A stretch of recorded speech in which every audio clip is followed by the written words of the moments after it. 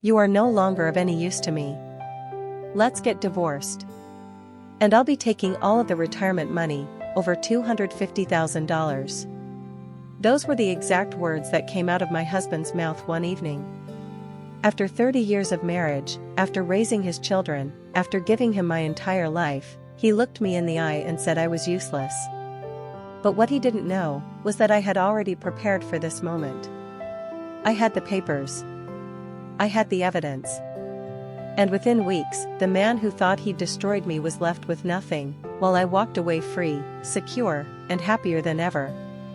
If you've ever been underestimated, disrespected, or treated like you didn't matter, this story is going to feel so satisfying. Hit that like button if you believe karma always comes back around, subscribe if you love hearing stories of betrayal and revenge, and let's get into it. My name is Anna. I'm 60 years old. For most of my adult life, I was a housewife. My husband, William, is 5 years older than me, and for decades, we built what I thought was a normal, stable, loving family. We first met at work. I was fresh out of junior college, nervous but excited to start my career. William was already working in the department I joined, and he became my trainer. He was tall, confident, and had a boyish charm despite being older. I was young, impressionable, and I'd always been drawn to older men. So when he asked me out, I felt like the luckiest woman alive. 2 years later, we were married.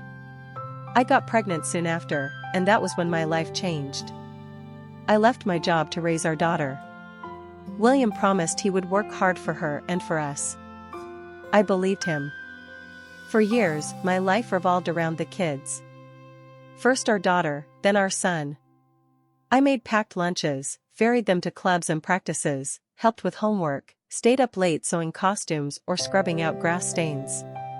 The house was spotless, dinner was always warm on the table. William? He worked. He earned the money. And in the early days, he really did seem to adore our kids. He played with them when he had time, took photos at recitals, cheered at baseball games. But he never lifted a finger around the house. Not once. Not dishes. Not laundry. Nothing. At the time, I told myself it was fine. That was the arrangement. He worked outside, I worked inside. And I was proud of what I did. My daughter grew into a thoughtful, creative young woman. My son, strong and determined, always eager to push himself. When they both finished college and found jobs, I felt like I had accomplished something monumental. I had raised good people. By then, I was 48. William was 53. For the first time in decades, it was just us in the house again. We started traveling a little, rediscovering each other's company. I thought, maybe this would be a new chapter. A second life. But I was wrong. It started with something small. One evening, William sat down at the table, looked at the meal I had cooked, and said, "Anna, are you bad at cooking?" I blinked. What? I mean, I get bored with the same kind of dishes every time. The word stung. For years I had cooked every single meal. I tried new recipes whenever I could, worked within our budget, tried to balance health with taste. Until now, you never complained, I said quietly. He shrugged. There are simply too few options. You've had plenty of time to get better. I clenched my hands in my lap. Hadn't I spent enough time cooking already? But instead of apologizing, he smirked. Don't get mad. We're just having a conversation. But it wasn't a conversation. It was the beginning of constant criticism. Soon it was cleaning. Are you sure you dusted this shelf? He'd sneer. The place still looks dirty. Laundry. Why are my shirts wrinkled? Errands. You always forget something. No matter what I did, it wasn't good enough. And the irony? He had never in his life cleaned, cooked, or done laundry. Not once. But suddenly, he was an expert. I started to shut down. I stopped putting as much effort into meals. Why bother, if he was just going to insult me? And that only made him angrier. By the time William turned 60, the man I had married was unrecognizable.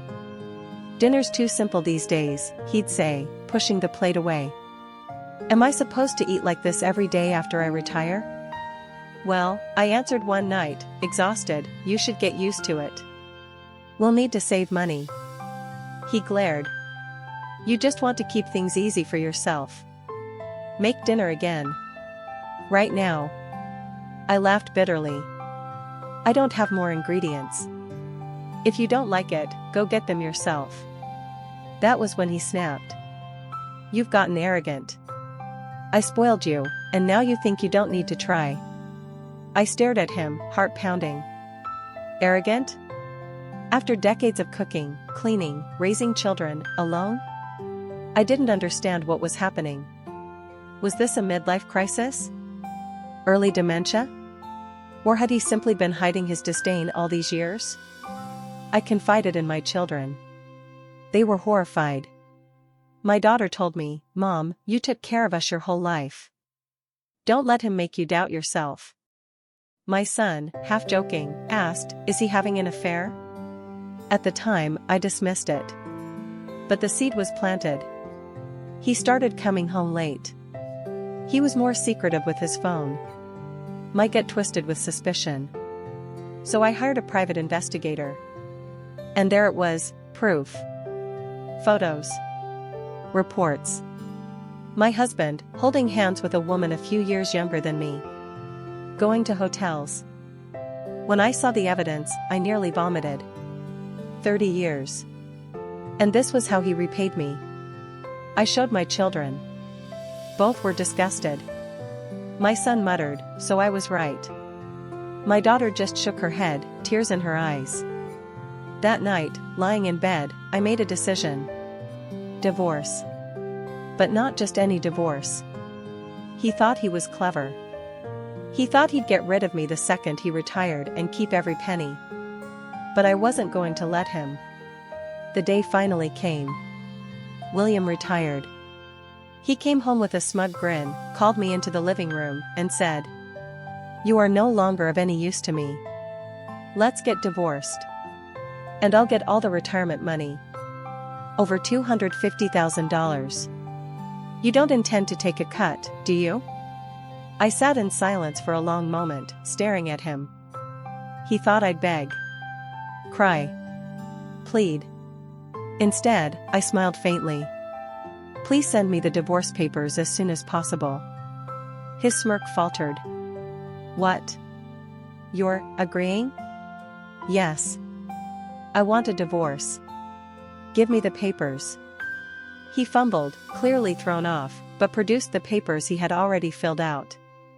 He must have imagined me screaming and sobbing. Instead, I calmly filled in my section. As I wrote, I said softly, "Make sure you check this out." I pulled out the folder. The photos. The investigation results. Proof of his affair. And I slid them across the table. His face drained of color. His mouth opened and closed. His hands trembled. What is this?" "Evidence," I said simply. "I'll be consulting my lawyer about alimony." He stammered. "Wait. Anna." But I stood, grabbed my suitcase, and headed for the door. "Thank you for everything so far," I said, not bothering to look back. "Goodbye." I moved into the apartment I had already secured. My lawyer filed for alimony against William, and against his mistress. The woman had only been with him for his money. When she learned his retirement funds would be eaten alive by alimony payments, she dropped him instantly. William was left humiliated. Alone. Broke. Meanwhile, I had my own quiet fortune. What he didn't know was that for years, I had worked part-time as a kimono dressing instructor. At weddings, ceremonies, cultural events. I had saved carefully. My own retirement fund was larger than his. I didn't need his money. But I took the alimony anyway, because it was justice. My children refused to live with him. They saw him for what he was, a selfish man who betrayed his family. He now lives alone, bitter, abandoned. Me? I spend time with my kids and grandkids. I travel. I teach. I sip tea in my sunny apartment and smile, knowing I escaped. William's final words to me echo in my head sometimes: "You are no longer of any use to me." But look how it turned out. He's the one left useless. And I've never been freer. Sometimes, revenge isn't about screaming or fighting. It's about walking away, stronger, with your head held high, while the one who wronged you crumbles under the weight of their own choices. If this story gave you chills, hit that like button and subscribe for more tales of betrayal, justice, and sweet, sweet revenge. And tell me in the comments. Backhand index pointing right, what's the most satisfying revenge you've ever seen in real life? Until next time, stay strong, stay smart, and never let anyone convince you that you're useless.